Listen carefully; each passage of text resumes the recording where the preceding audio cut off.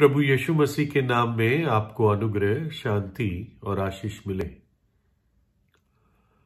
Bible बताती है कि प्रभु यीशु मसीह ने कलवरी के क्रूस पर अपनी जान दी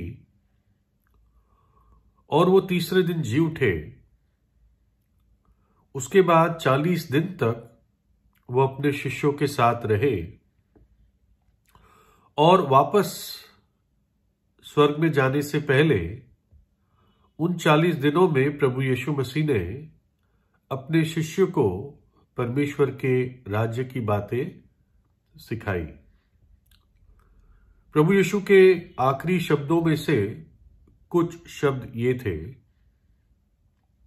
और उनसे कहा, यों लिखा है कि मसीह दुख उठाएगा और तीसरे दिन मरे हुओं में से जी उठेगा और यरूशलेम से लेकर सब जातियों में पश्चाताप का और पापों की क्षमा का प्रचार उसी के नाम से किया जाएगा।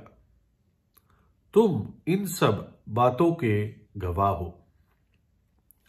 तो यहां पर प्रभु यीशु मसीह ने अपने शिष्य को यह बताया कि सबसे पहली बात तुम्हें समझना है कि तुम्हारा गुरु, तुम्हारा स्वामी, तुम्हारा प्रभु, तुम्हारा परमेश्वर मनुष्य बनकर क्यों अपनी जान दी।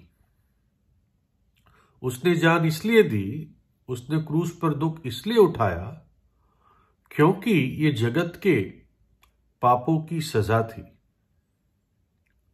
और क्योंकि वो परमेश्वर था, वो तीसरे दिन मृतकों में से जी उठा।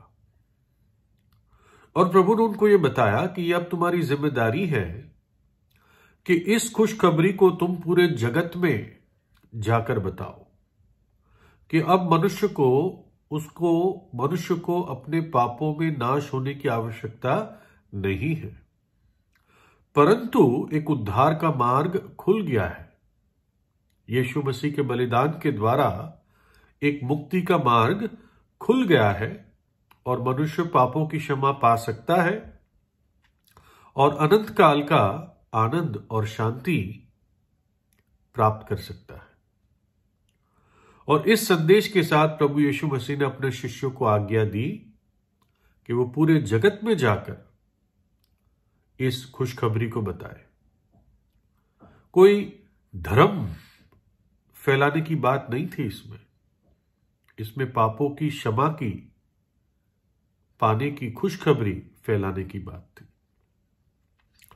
परमेश्वर का एक बहुत बड़ा दास, जिसको पौलुस कहते हैं, प्रेरित पौलुस, उसने ये कहा, पवित्र आत्मा ने उसके द्वारा ये लिखा, सो यदि कोई यीशु मसीह में है तो वो नई सृष्टि है, पुरानी बातें बीत गई, देखो वे सब नई हो गई। और सब बातें परमेश्वर की ओर से है, जिसने मसीह के द्वारा अपने साथ हमारा मेल मिलाप कर लिया और मेल मिलाप की सेवा हमें सौंप दी है। अर्थात परमेश्वर ने मसीह में होकर अपने साथ संसार का मेल मिलाप कर लिया और उनके अपराधों का दोष उन पर नहीं लगाया, और उसने मेल मिलाप का वचन हमें सौंप दिया है। सो हम मसीह के राजदूत हैं। मानो परमेश्वर हमारे द्वारा समझाता है, हम मसीह की ओर से निवेदन करते हैं कि परमेश्वर के साथ मेल मिलाप कर लो। तो अर्थ ये था, पौलुस यहां पर ये कह रहे हैं कि प्रभु यीशु मसीह ने हमें अपने राजदूत बनाया है। राजदूत इसलिए बनाया कि हम अब प्रभु यीशु के प्रतिनिधि हैं, उसके राज्य के प्रतिनिधि हैं। जो आनंद, जो शांति, जो अनंत जीवन वो देता है, उसके प्रतिनिधि हैं। और ये मेल मिलाप का संदेश कि परमेश्वर से मेल मिलाप कर लो, अपने पापों को त्याग दो, क्षमा मांग लो, ये मेल मिलाप का संदेश उसने हमें सौंपा है। एक परमेश्वर के दास थे जिनके बारे में ये घटना बताई गई है कि उनको एक शाम संदेश देना था। एक सभा थी और करीब 1000 लोग उस सभा में आने वाले थे और इनके द्वारा वो वही मेल मिलाप का संदेश सुनने को आ रहे थे। लेकिन एकदम उनको पता चला कि उनके एक मित्र का देहांत हो गया और उसी दिन उस मित्र का अंतिम संस्कार था। लेकिन शाम को 1000 लोग उस सभा में आने वाले थे, उनको निमंत्रण दे दिया गया था। तो अब कैसे दोनों चीजों को मैनेज करें? दोनों करनी थी, दोनों जरूरी थी। तो तब जब उन्होंने पता किया तो पता चला कि एक ऐसी ट्रेन है जो उनको, जो अंतिम संस्कार की सभा है, उसको अटेंड करके वो अपनी शाम की जो उनको संदेश देना था उसमें समय पे पहुंच सकते हैं। लेकिन समस्या ये थी कि वो एक फास्ट ट्रेन थी और उस स्टेशन के बाद वो आखिरी स्टेशन तक नॉन स्टॉप जाती थी, यानी जहां पर उनको उतरना था संदेश के लिए, वहां पर वो ट्रेन नहीं रुकती थी। तो उनको नहीं मालूम था अब क्या करें। लेकिन फिर भी वो अंतिम संस्कार की मीटिंग में गए और उस ट्रेन को ही पकड़ा उन्होंने, उस ट्रेन की ही टिकट ली। और ट्रेन शुरू होने से पहले ट्रेन उस स्टेशन पे तो रुकी जहां पर अंतिम संस्कार की सभा थी। वहां पर चढ़ने से पहले उन्होंने जाके स्टेशन मास्टर से बात की और पूछा कि क्या ये जो आपकी एक्सप्रेस ट्रेन है, इस फलाने स्टेशन पे जहां पर मुझे बहुत एक जरूरी सभा अटेंड करनी है, 1000 लोग करीब आने वाले हैं, तो क्या 1 या 2 मिनट के लिए आप ट्रेन को रोक सकते हो कि मैं उतर जाऊं? तो स्टेशन मास्टर ने कहा ऐसा तो नहीं हो सकता। तो फिर भी इस परमेश्वर के दास ने अपने हृदय में प्रभु से प्रार्थना की और वो चलने लगा। तो एकदम स्टेशन मास्टर बोला कि क्या आप मेंबर ऑफ पार्लियामेंट तो नहीं है, एमपी तो नहीं है? और स्टेशन मास्टर ने कहा अगर आप एमपी होते तो मैं ट्रेन जरूर रुकवा सकता हूं 1-2 मिनट के लिए, कोई प्रॉब्लम नहीं है। तो एकदम इस परमेश्वर के दास ने बोला नहीं, मैं एमपी तो नहीं हूं, लेकिन एमपी से भी ऊंची मेरी पदवी है, मैं एक राजदूत हूं। तो स्टेशन मास्टर ने कहा राजदूत? तब तो मैं निश्चित रूप से ट्रेन को रोक सकता हूं, रुकवा सकता हूं और आप उतर जाना।